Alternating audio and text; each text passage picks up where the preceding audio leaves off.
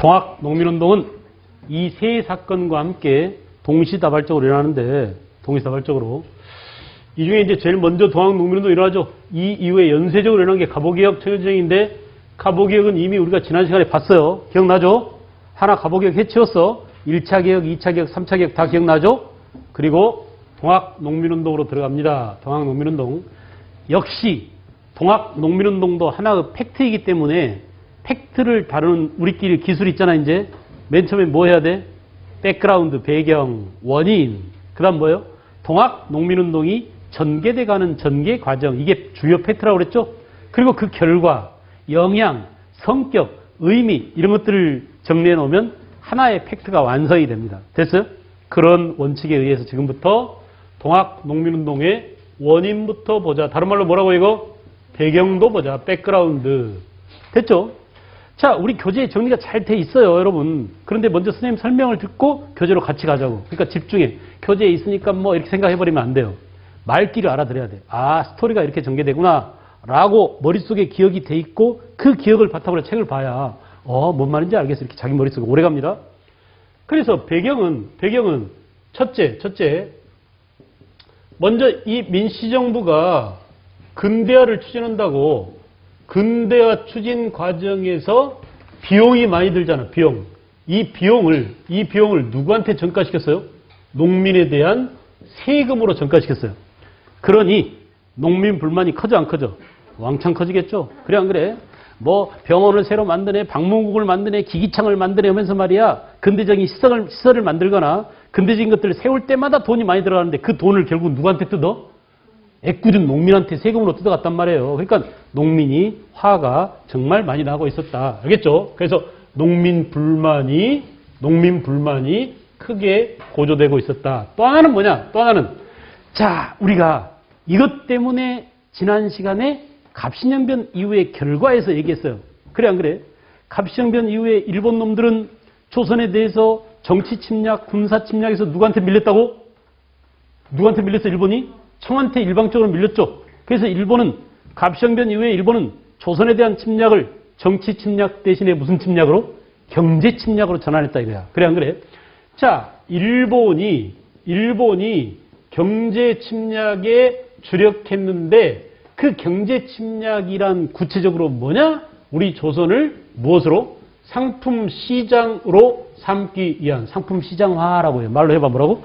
상품 시장화. 지네들이 대량 생산해서 생산한 양은 냄비며 또는 뭐 면방직이며 이런 것들을 우리나라한테 아주 비싸게 팔아먹었어요.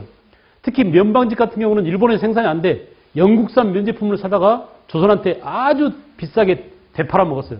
그러면서 조선 농민들을 삥 뜯는 거야. 알겠지?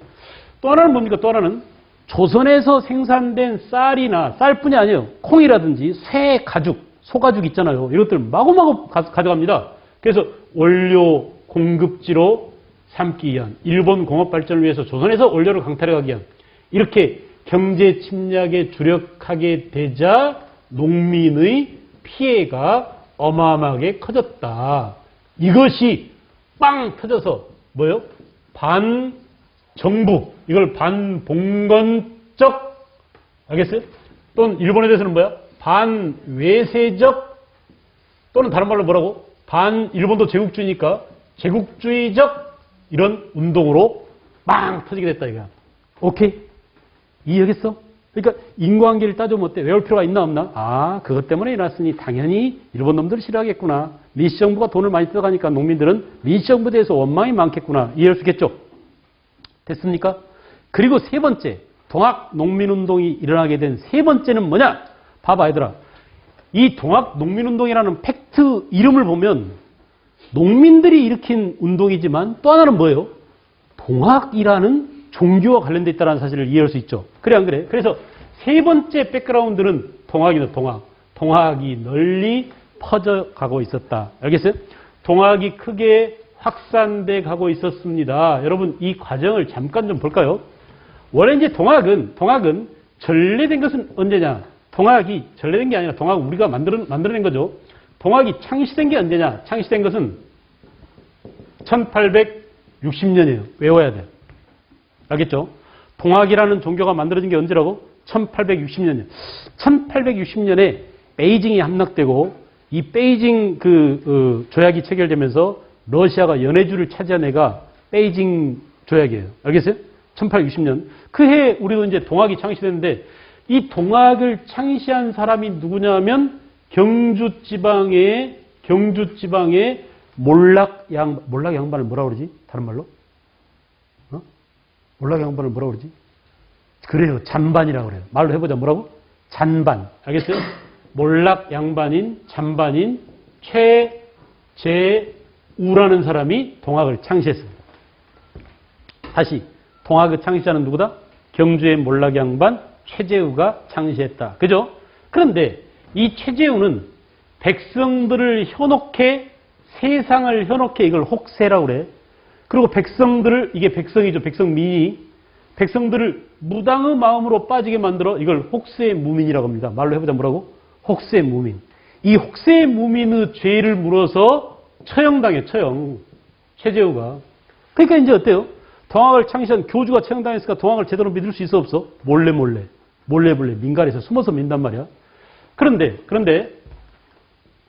그 뒤에 제2대 교주인 최시형 때부터 동학이 널리 확산되게 돼요. 최시형은 뭘 만들었냐? 동학의 기본 경전인 동경대전이라는 경전을 만들었어. 동경대전. 동학의 그러니까 기독교의 경전은 성경이죠. 동학의 경전은 뭐라고? 동경대전이야. 알겠어요? 동경대전. 그리고 포교용 가사집, 노래책이 있었는데 노래책은 바로 용담유사라는 노래책을 만들었습니다. 또 하나는 뭐냐? 이렇게 가사집을 만들고 경전을 만들고 또 이 제2대 교주 최시형은 동학의 조직. 이 조직을 포접제라고 해요. 포접제. 조직이 뭔지 알죠? 조직의 쓴맛을 본 사람? 조직이 뭔지, 군대도 조직이고 경찰도 조직이고 학교도 조직이죠. 계급이 있잖아, 계급이. 그래서 일사불란하게 움직이죠. 이렇게 조직을 만들었어요. 그래서 동학은 포, 접 이런 단위로 동학 구성원들을 묶어냈습니다. 조직화시켰어요. 그래서 동학이 체계적으로 이제 자리 잡은 것은 제2대 교주 최시형 때다. 자, 그런데 동학을 믿는 사람들이 점점 많아지자 무슨 일이 일어나느냐? 억울하게 죽음을 당한 일대 교주인 최재우의 억울한 죽음을 사면해달라는 그런 운동이 일어납니다. 알겠어요? 교조, 이것을 뭐라고 하냐면 교조 원통한 죽음을 사면해달라. 이걸 신원이라고 그래요. 말로 해봐. 뭐라고? 신원. 교조 신원 운동이 전개돼요. 그래서 이 교조 신원 운동은 종교적인 측면에서 억울하게 죽음을 당한 일대 교주인 최재우 죽음을 억울함을 풀어주세요. 우리 교주가 죄도 없는데 왜 혹세 무민의 죄로 죽음을 당해야 되겠습니까? 하면서 이 교조 신원운동이 맨 처음에 이제 전라북도 삼내에서 집회가 열리더니 또 서울에서 복합상소라고 해서 여러 사람들이 합동으로 정부에 상소를 올리는 것을 복합상소라고 그래. 그런데 여기서는 되게 종교적인 교조 억울한 죽음을 사면해주세요 이렇게 했단 말이야. 종교적인 성격이 강했어요. 근데 정부가 눈 하나 깜짝 않고 얘기를 들어주지 않습니다. 그래서 안 되겠다 시장. 우리 전부 다 충청북도 보훈에서 모이자라고 해서 다시 충청북도 이 보훈이 어디냐면 충북 보훈 속리산이 있는 그 보훈이에요. 법주사가 있는 속리산 법주사가 있는 보훈이야. 알겠어요? 이 보훈에서 보훈 집회를 열었는데 이때 한 5만 명쯤 모였대. 어마어마하죠? 조선시대에 5만 명 모였으니까. 아마 지금도 보훈 인구가 5만 명이 안 될 거야. 충청북도 옥천이나 보훈 이런 데는 5만 명, 4만 명 이거밖에 안 돼, 인구가. 근데 조선시대에 전국 삼남지방에 있는 동학교도들이 까마귀 새처럼 다 모여서 보훈에 모이고 보니까 쪽수가 엄청난 거야. 그러니까 사람들이 뭐가 생겨, 이제? 자신감이 생기죠. 군중심리가 생길 거 아니야. 야, 우리 동지들이 이렇게 많았어? 하면서 말이야. 그래서 이 보훈 집회 때부터는 뭐냐? 야, 째째하게 우리 종교 교주의 죽음을 사면해달라는 이런 종교적인 운동 안에 직접 정부를 상대로 공격을 합니다. 알겠어요? 이때부터 정치, 사회적인 성격을 띠게 되더라. 알겠죠? 보훈 집회 때부터 뭐냐? 보훈 집회 때부터 제폭구민. 이때 등장한 구호가 제폭구민이에요.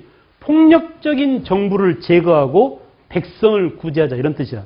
제폭구민. 알겠죠?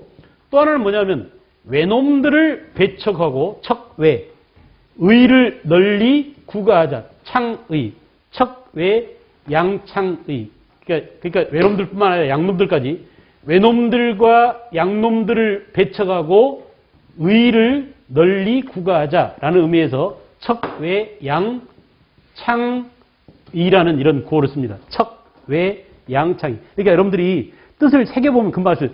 외놈과 양놈을 배척하고 의를 널리 퍼뜨리자 이런 말이야. 알겠어요? 또 뭐라고? 폭력적인 정권을 제거하고 백성을 구제하자 이런 말입니다. 알겠죠? 그래서 이 구호를 보니까 야 째째하게 우리 억울한 그 교주의 죽음을 사면해줘 이런 종교적인 내용이 아니라 뭐예요? 야 이제 우리 요구사항을 직접 하겠어. 정부 물러나 이런 그 정치적인 사회적인 그런 성격을 띠게 되더라. 언제부터? 보훈 집회 때부터. 지금 어때? 농민들이 부글부글 끓고 있죠. 부글부글 끓고 있죠. 마그마처럼 막 끓고 있는 거야. 언제 화산이 폭발할지 모릅니다. 여기다가 이제 어때? 뇌관만 터뜨리면 빵 터질 일만 남았죠. 이렇게 종교적으로 동학과 누가 결합되고 있었다? 농민이 결합되고 있었다 이거야. 알겠어요? 왜 농민이 결합돼? 끓고 있는 농민과 끓고 있는 동학교도가 결국 같은 사람들이야. 내 말 알겠냐? 그래서 무슨 운동이라고? 동학 농민운동으로 마그마가 끓고 있었다. 뇌관만 터져라. 폭발해 버릴 테니까. 그 뇌관이 바로 누가 터뜨렸어요? 그 뇌관을 터뜨린 놈이 누구야? 거부군수? 거부군수? 조병갑이야. 알겠죠? 말로 해봐. 거부군수 누구라고? 조병갑. 알겠어요? 그래서 이제 동학은 여기까지가 뭡니까? 여기까지가. 우리 지금 뭐 했어? 하나의 팩트의 백그라운드를 했잖아. 아, 이런 것들이 조건 지어져서 이런 것들이 원인이 되어서 이런 것들이 백그라운드가 되어서 동학 농민운동이 터질 준비, 팩트가 터질 준비를 하고 있구나. 그 팩트가 지금부터 전개되는 게 이제 팩트입니다. 알겠죠?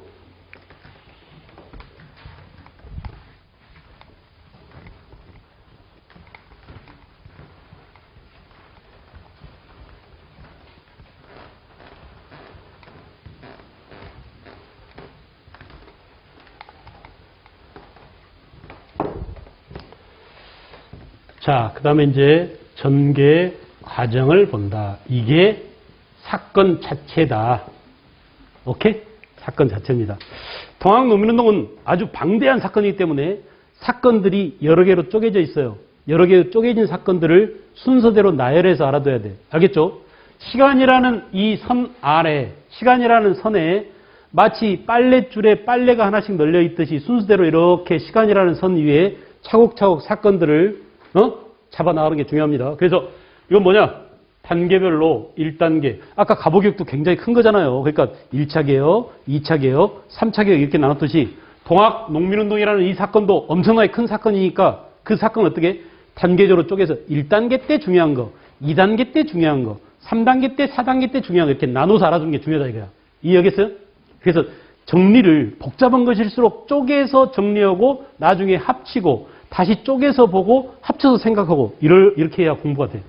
내가 처음 시작할 때 뭐라고 그랬죠? 공부란 흐트러진 것들을 질서를 잡는 거다.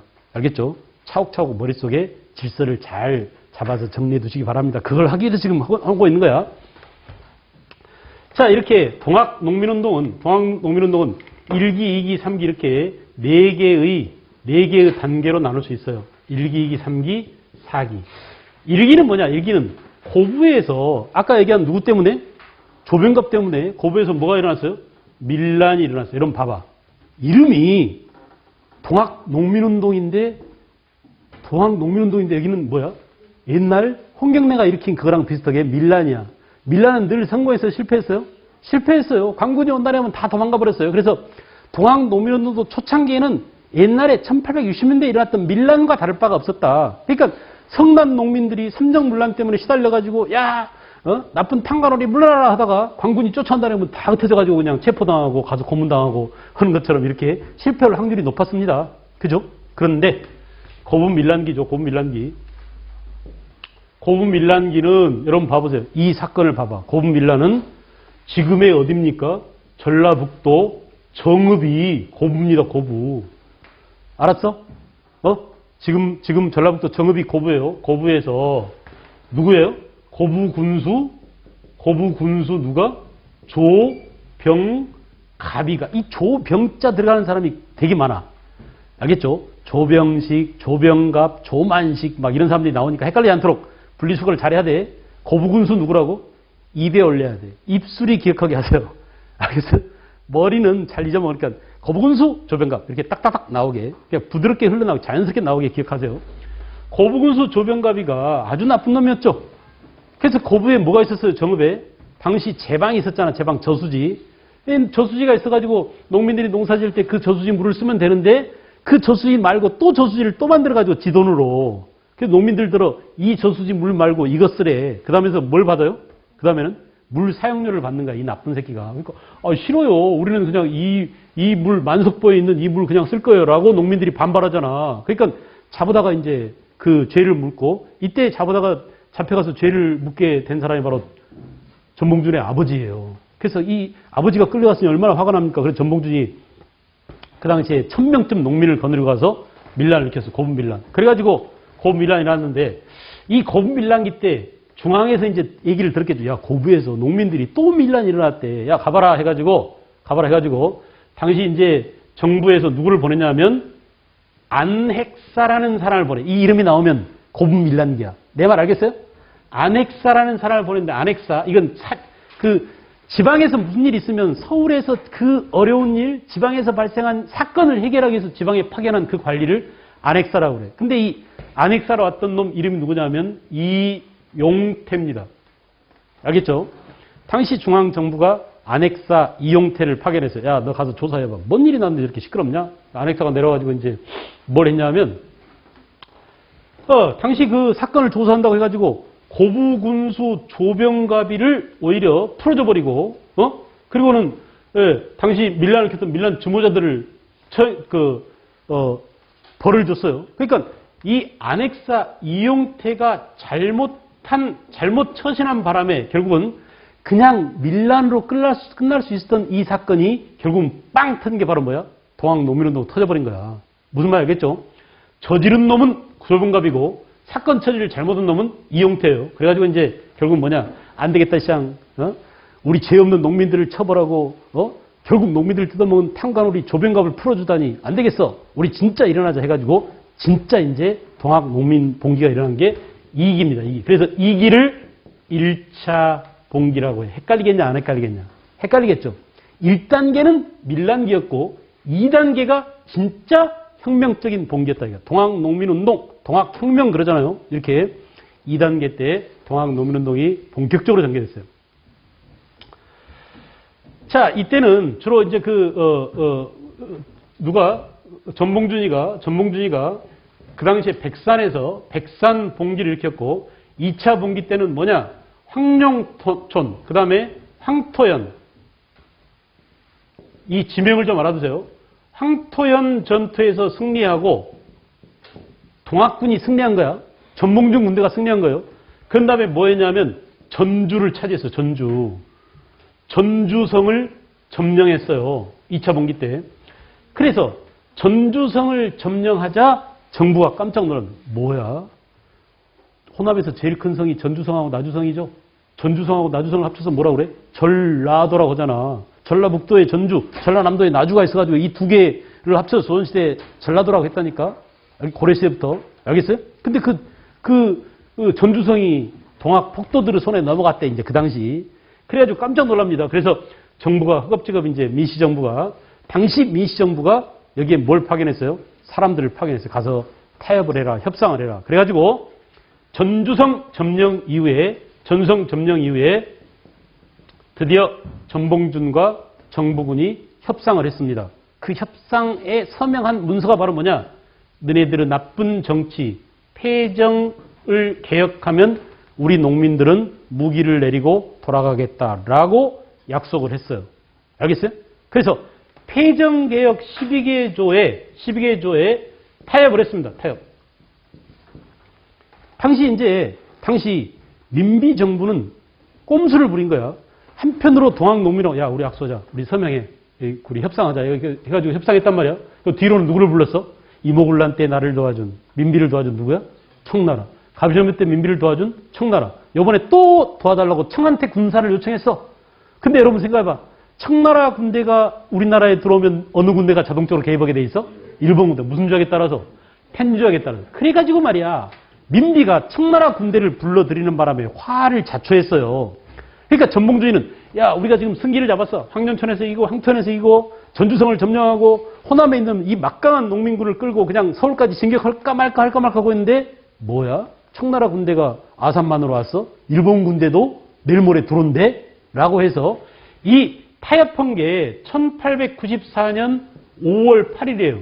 그 다음날 일본 군대가 들어와요. 일본 군대가 들어올까봐 타협했는데 이 일본 군대가 무력으로 들어옵니다. 강제로 들어와요. 그래서 5월 6일 날, 5월 5일 날 청나라 군대가 들어오고 청군이 개입하고 5월 9일 날, 5월 8일 다음에 5월 9일 날 일본이 들어오고 그래서 얘네들이 무슨 전쟁을 일으킨다고? 조선을 무대로 청일 전쟁을 일으키게 되더라. 이걸 막으려고 타협을 했단 말이야. 전봉준이. 전쟁만은 막아야 돼. 우리 조선이 전쟁이 되면 조선이 초토화가 될 거 아니냐. 그리고 타협을 했는데 이게 아주 잘못했다고 그래요. 이때 타협하지 말고 쓸어버렸어야 되는데 그래야 혁명이 성공을 할 텐데 전봉준이가 마음이 약해가지고 타협을 해버렸다. 이거. 백성들을 많이 안 죽이려고.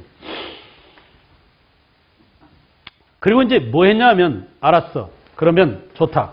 너네들의 요구 조건을 들어줄게라고 정부가 했죠. 협상을 성공했으니까. 그래서 폐정개혁을 실천하던 때를 3기라고 그래요. 자, 내 말 잘 들으세요. 농민들이 우리의 요구 조건 12개를 들어줄래? 그래 알았어 들어줄게 라고 했잖아. 지금 타협했으니까 협상에 성공했죠. 그런데 알았어 그럼 우리 집에 갈게 꼭 들어줘야 되고 집에 가지 않았습니다. 너네들한테 한두 번 속아 우리 가고 나면 또 우리 다 잡아갈 거지. 그래가지고 농민들은 좋아 방금 너네들 문서에 사인했지 들어준다고. 좋아 이 들어준다고 한 것을 우리가 직접 할게 라고 했어요. 내 말 알겠냐? 농민군이 개혁을 스스로 실천하기 위해서 뭘 만들었냐면 전라도 53곳에 뭘 두고? 집강소를 두고 그죠? 집강소를 두고 폐정개혁을 농민들 스스로가 폐정개혁을 실천했습니다. 알겠죠? 그래서 이 집강소를 잘 물어. 집강소는 뭐냐? 동학농민군의 뭐예요? 자치. 이 말이 들어가야 돼. 알겠죠? 자기들 스스로가 토지제도를 개혁하고 신분제를 철폐하고 그 관료들이 쌓아둔 그 곳간에 있는 곡식을 헐어서 농민한테 나눠주고 이런 일들을 누가 했다고? 농민들이 했단 말이야. 그 일을 하기 위한 자치적인 민정기구를 뭐라고요? 집강소라고 하더라. 오케이? 집강소. 이렇게 해서 폐정개혁을 실천하는 때를 제3기라고 해요. 3단계. 이해하겠죠? 1단계, 2단계, 3단계. 1기, 2기, 3기. 그런데 이게 뭐야? 조선에 난입한 일본 놈들이 드디어 6월 10일인가 6월 며칠인가 경복궁에 난입했어요. 그래서 민비를 몰아내고 이제 이들이 권력을 줍니다. 알겠죠? 그리고 궁극기무처를 설치하고 강제로 가보격을 추진하면서 흥선대원군을 내세우고 이 일본 놈들이 횡포를 부리고 하는 것을 보고 즉 청일전쟁이 터지는 이 꼬락서니를 보고 안 되겠다 얘들아. 다시 무기를 들자. 놓았던 무기를 들고 다시 봉기해라. 이때는 1차 봉기 때는 전봉준이 주도하는 남접만 아까 동학의 조직을 포접제라고 그랬잖아. 동학의 큰 조직이 접이야 접. 남접과 북접이 있었는데 북접의 그 우두머리는 손병희, 남접의 우두머리는 전봉준이었어요. 알겠어요? 그래서 그 남접과 북접이 합세했습니다. 제4기. 그래서 두 번째로 봉기가 일어났다. 이 2차 봉기는 당시 남접과 북접이 서로 합세했었다. 그래서 어디서 모였느냐? 논산에서 집결해가지고 어디로 쳐들어갔냐? 공주 우금치 전투에서 싸우다가 졌어 이겼어요. 대패했습니다. 깨졌습니다. 한 10,000명 가운데 500명 정도 살았으니까 전멸했다시피 했어요. 알겠죠? 그래서 우금치 전투에서 뭐예요? 패배했어요. 얘들아 성권 그러니까 승리한 전투 뭐예요? 황자 들어가. 황룡천 황토현 전투는 1차 봉기 때 동학농민군이 광군을 무찌른 전투고 2차 봉기 때는 왜 패배했냐? 동학도 남접과 북접이 합세했지만 여기도 뭐예요? 1차 봉기 때는 관군하고만 싸웠는데 2차 봉기 때는 뭐야? 관군과 일본군이 여기에 합세했어요. 그러니 우세한 화력과 강한 탄탄한 근대적 군사 조직으로 무장한 일본군을 맞서 싸우기에는 역부족이었다 이거야. 그래서 깨졌다. 2차 봉기 때. 그래서 동학의 우두머리인 전봉준, 김계남, 손아중 이런 사람들이 동학의 3대장입니다. 알겠어요? 접주 가운데 전봉준, 김계남, 손아중 이런 사람들이 체포됨으로써 결국 동학은 실패로 끝나고 말았다. 됐어요? 이게 동학농민운동이 전개돼 가는 과정이고 이것이 동학농민운동 때 진행된 팩트야, 팩트. 알겠죠? 시험에는 뭐가 나온다고? 요걸 보여줘. 이 중에 이만큼 보여줄 수도 있고 요걸 보여줄 수도 있고 요걸 보여주기도 하고 얘들아 봐봐. 요걸 보여주다고 보여주고 이게 언제냐를 물어요. 이게 1차 분기냐 2차 분기냐 또는 폐전개혁 실천기냐를 물어. 그러니 요걸 분리수거 해야 되겠어 안 해야 되겠어? 요걸 잘 하는 게 중요합니다. 알겠지? 시기별로 나누는 게 중요해요. 전개 과정을 봤어요.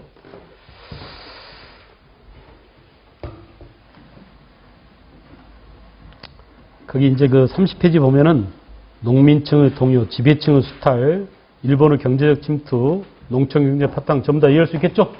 지배층이 뜯어먹어 민미정부가 개화한다고 일본 놈들이 갑시정변 이후에 집중적으로 뜯어먹어. 그래서 농민들은 파탄 지경에 이르게 했다. 동학이 성장하고 있었다. 특히 1893년 보훈 집회 때부터 동학은 정치적인, 사회적인, 제폭구민 또는 척의 양창이 이런 구호를 내세우면서 덤벼들더라. 됐어요? 그리고 다음 페이지로 한번 가볼까요? 다음 페이지 가면은 1기, 2기, 3기, 4기가 잘 정리되어 있습니다. 됐냐? 보여 안 보여? 보이죠? 옆에다 써놓으세요. 순서를 잘 알아둘 것이라고 써놔. 알았어? 순서를 잘 알아둘 것. 사건의 순서를 잘 알아둘 것. 그 순서가 뭐야? 시간 순서죠. 그리고 지도랑 연결시켜놔요. 지도 보면 어때? 우금치 전투, 경복궁의 일본군 난입, 그죠? 일본 놈이 들어온 시기, 또 청나라 군대가 들어온 시기 나와 있어, 안 나와 있어? 나와 있죠. 그 순서를 잘 알아두란 말이야. 이 순서가 되게 디테일한 문제에서 여기서 깨집니다. 알겠어요? 큰 흐름과 스토리는 알아도 이 순서를 모르면 디테일한 문제에서 많이 깨질 수 있으니까 순서를 잘 알고. 그리고 무조건 출제되는 게 폐정개혁 12개조예요. 중요표시 왕창 해놓으세요. 폐정개혁 12개조. 자, 고개를 들라. 갑신정변 때는 개혁안이 몇 개였지 얘들아? 신정강령, 신정치강령 14개조였죠? 그래 안 그래? 거기 들어봐. 머릿속에 있어야 돼. 책에 있어봤자 소용없어요. 여러분 머릿속에 있어야 돼. 갑신정변 때 중요한 것은 뭐였어요? 네?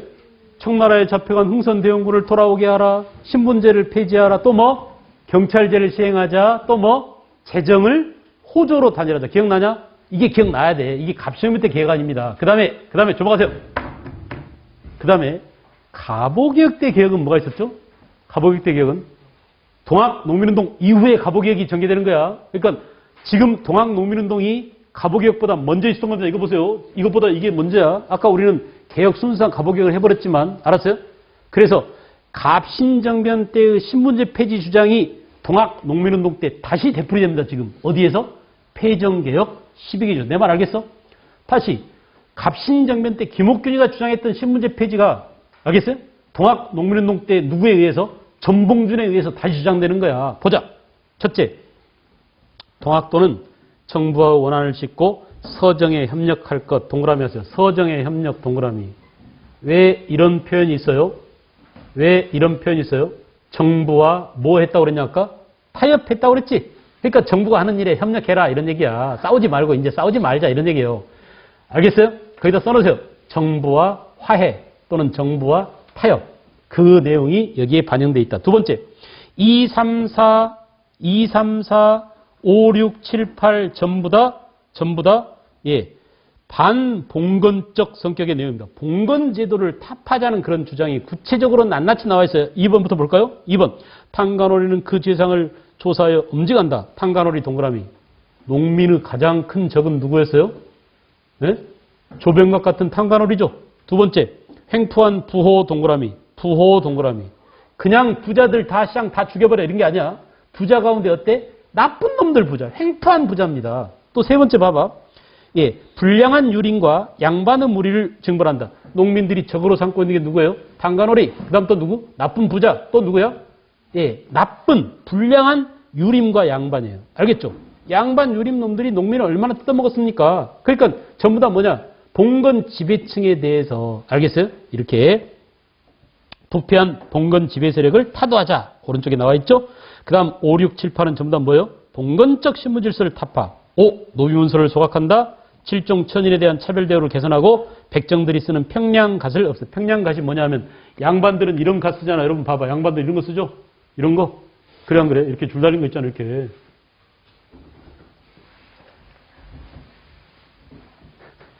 양반들. 쌍것들은 뭘 써요? 쌍것들은? 쌍것들은 이런 거 씁니다. 이런 거. 알지? 이런 거? 이게 뭐야? 평량갓이라고 그래요. 알겠어요? 대나무로 만든 거. 알겠죠? 여기는 뭘로 만든 거야? 말총으로 만든 겁니다. 까만 거. 그지? 갓. 그래서 이 평량갓을 없앤다. 쌍컷이 표시야. 그 다음에 이제 젊어서 가부가 된 청상가부 개가를 허용한다. 관리체형에는 지벌을 타파하고 지벌. 전라도를 차별했습니다. 그 당시에도 지벌을 타파하고 인재를 등용한다.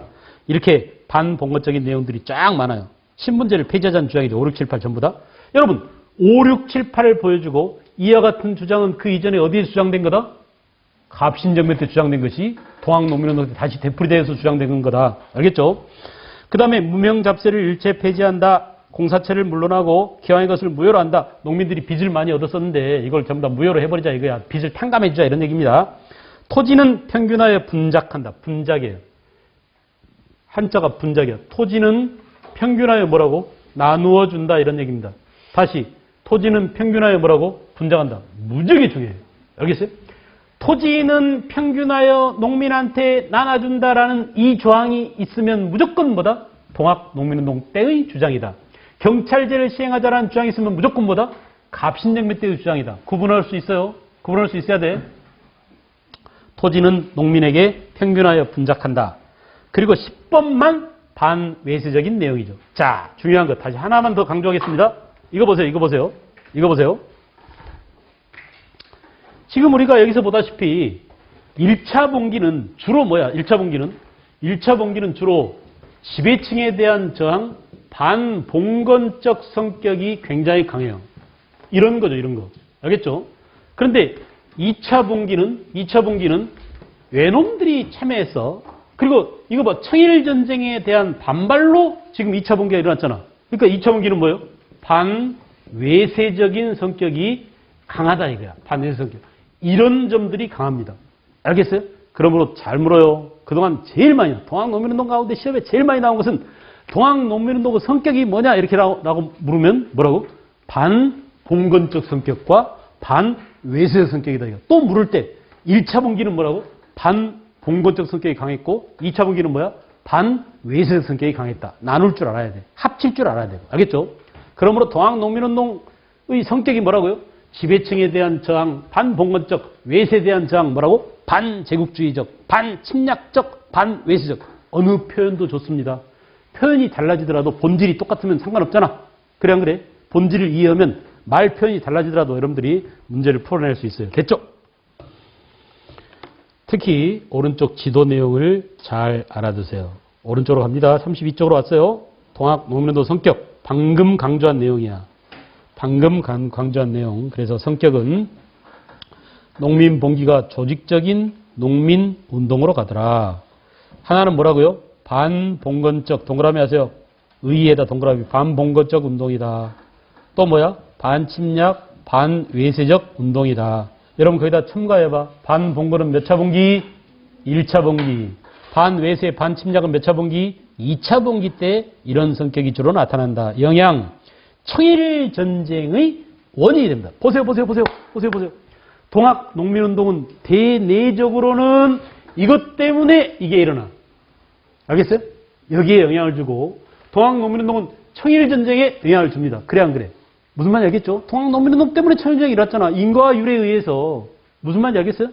이 표현. 그래서 중요 표시 해놓으세요. 영향. 청일전쟁 발발에 영향을 주고 또 뭐냐? 가보개혁에도 영향을 준다. 알겠죠? 근대 국가 건설을 위한 구체적 방안을 제시하지 못하고 결국은 한계가 있었다. 한계. 농민 이외에 넓은 지지 기반을 확보하지 못했다. 그죠? 동학농민운동에 참여한 사람은 누구야? 농민만 참여했지. 다른 상인이나 또는 선비 학자들이나 또는 관료나 이런 사람들 참여하지 않았습니다. 그러니까 농민 한 집단에 의한 운동이었다라는 한계가 있다 이거야. 오케이? 이해하겠나? 외워야 돼? 이해해야 돼? 이해하고 있으면 돼. 외울 필요가 전혀 없어요. 알겠죠? 이거 다 외워버릴까라고 하는 것은 아주 미련한 짓입니다. 얘기를 잘 듣고 스토리를, 말귀를 이해할 줄 알면 돼요. 됐어요? 그 다음에 이제 그 다음 페이지로 넘어가 되겠습니다. 오른쪽은 뭐 전봉준 공초 고문 오는 내용이고, 전봉준이 농민을 선동할 때 썼던 경문이고요. 그 다음에 백삼봉기 때 그 4대 강령이 있는데, 이게 바로 그 전봉준이 쓴 4대 강령이죠. 그 다음에 이제 대한제국과 독립회 활동. 자, 그 다음에 중요한 흐름을 잡아놓고 끝맺도록 할 테니까 잘 보세요. 자, 우리는 이렇게 복잡한 동학 농민운동을 다 정리했어요, 지금. 복잡한 동학 농민운동을. 그 뒤에 역사가 어떻게 전개되는지도 이미 여러분들더러 어떻게 하라고 다 정리해 드렸습니다. 이미 다 본 거야.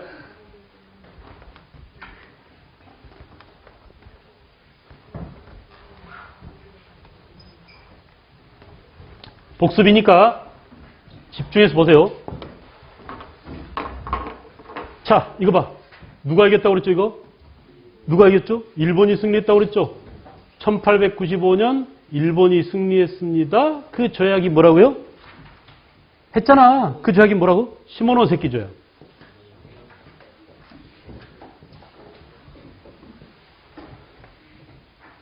책에서 이 부분 서술을 잘 안 해준다니까? 그러니까 선생님들도 잘 안 가르치니까 애들이 스토리가 어떻게 전개되는지 여기서 맥락을 놓쳐버리기 쉬워요. 그런데 이걸 좀 알아두는 게 좋아. 여러분도 그림으로 그려놓고 이미 다 그려져 있을 거야.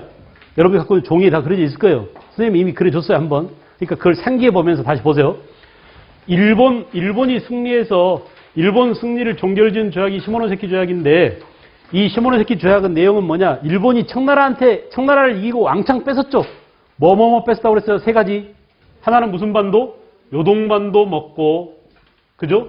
타이완, 대만 처먹고, 또 뭐? 배상금을 2억 냥씩이나 챙겼다. 그래, 안 그래? 이렇게 왕창 처먹더니, 야, 너네 혼자 다 처먹을 거야? 그러다가 태평양이 다 일본한테 넘어가겠네? 라고 해서 누가 여기에 개입했다고? 세 나라가 간섭하고 들어오더라. 그게 바로 누구라고 그랬어요?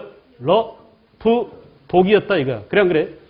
세 나라의 간섭 내용이 뭐냐? 너무 많이 처먹은 이 요동반도를 다시 뱉어내라고 한 거죠. 요동반도를 반환하도록 압력을 넣은 겁니다. 이게 바로 삼국간섭 내용이죠. 그죠?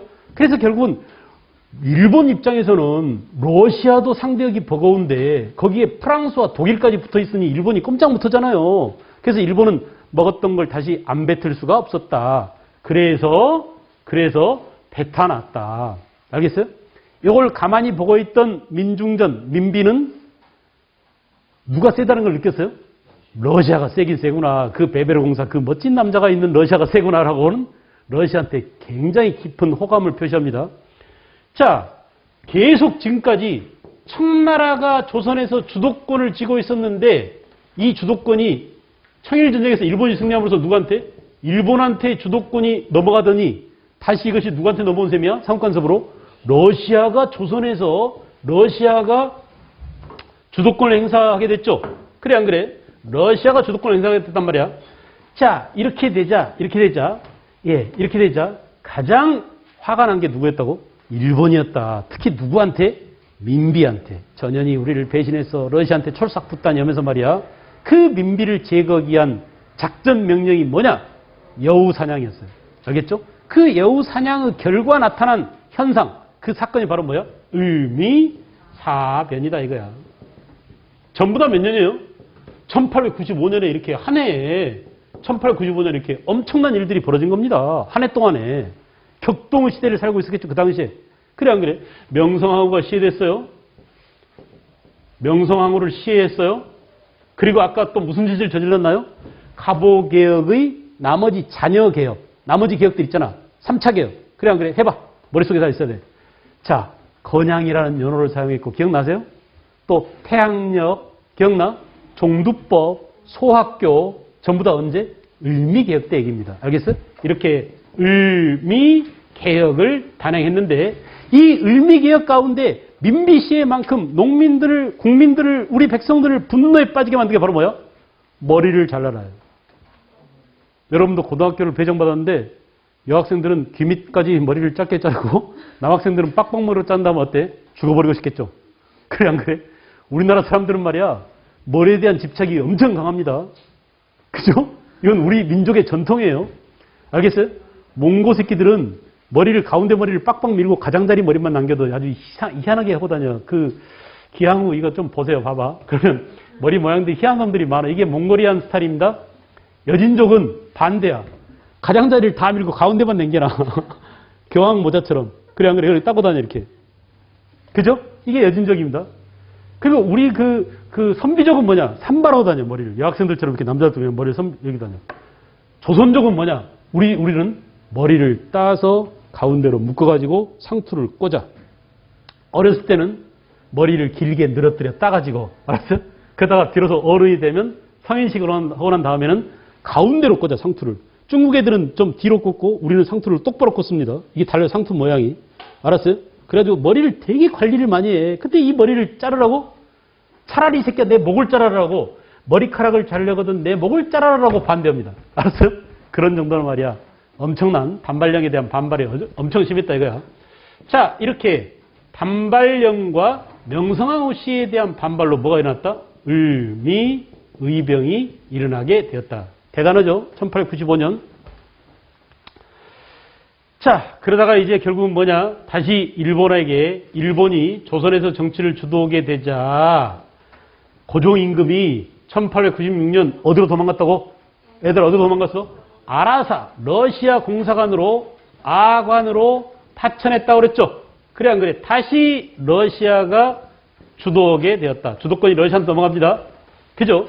자, 그 이후에 이제 계속 가다가 1904년부터 1905년까지 뭐예요?